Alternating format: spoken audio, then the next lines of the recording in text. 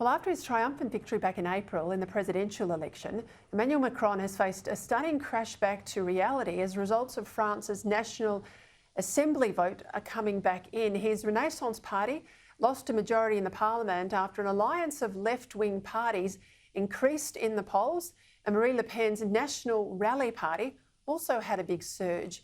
Joining me now from London, former Labor strategist for Tony Blair and now political analyst, John McTernan. John, bad news for Macron's agenda.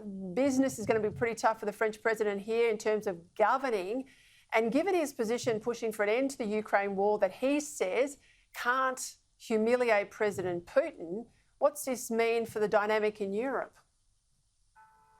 So first, to explain why I'm doing this from the back of a cab is because there's the biggest transport strike for decades in the UK, and there's no way of getting around on train or on tube, so apologies for that.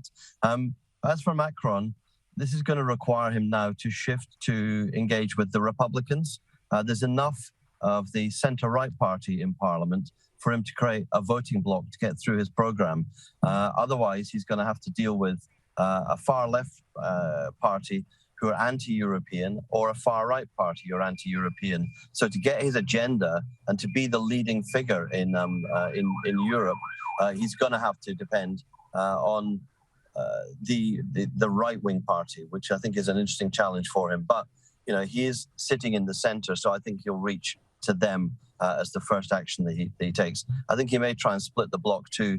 He was in the Socialist Party himself before, as a cabinet member, before he became presidential candidate. So he may well be able to split off some of the more centrist left candidates in the Parliament.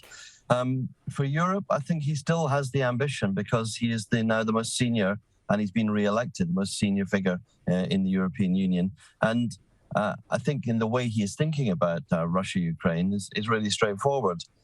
There does have to be a peace deal. And what we know about peace is you have to make peace with your enemies, not your friends. And to make peace, you need to keep open lines of communication. So I think what he's been doing is keeping open communication with Putin.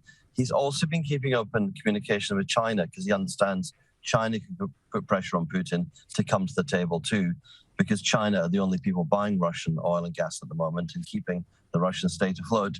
So I think it's difficult, but second term for a president is a big test. This is going to be the making of him. Can he handle a hostile parliament? Can he be the leader in Europe? Can he thread the needle of a peace deal that's acceptable to the Ukrainians and to the Russians?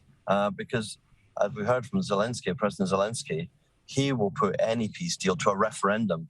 So he's not going to be bounced into a deal that's unacceptable to the Ukrainians.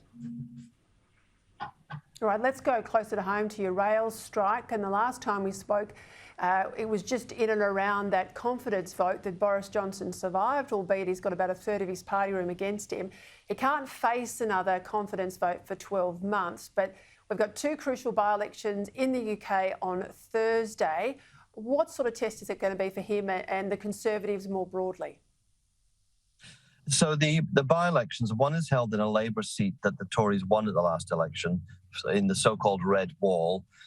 They were expected to lose that and lose that badly because the MP there had to resign after being convicted of being a paedophile.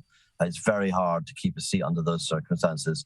There's another seat, a rural seat. It is a true blue seat. It's got massive Tory majority, 20,000. No history of Liberal or Labour candidates coming ever close. Our Liberal Party, our Liberal Democrat Party. If he loses that, that will be a shockwave because that will be telling Tory MPs no seat is safe. Nowhere in the country is safe. Not the new ones we held on to that we got from Labour, and not these ones we've always had. So I think it will cause trouble for the Prime Minister. But as you said, there's a rail strike, and the government will be saying we have to take on the unions. We have to push down wages. We have to tackle inflation that way.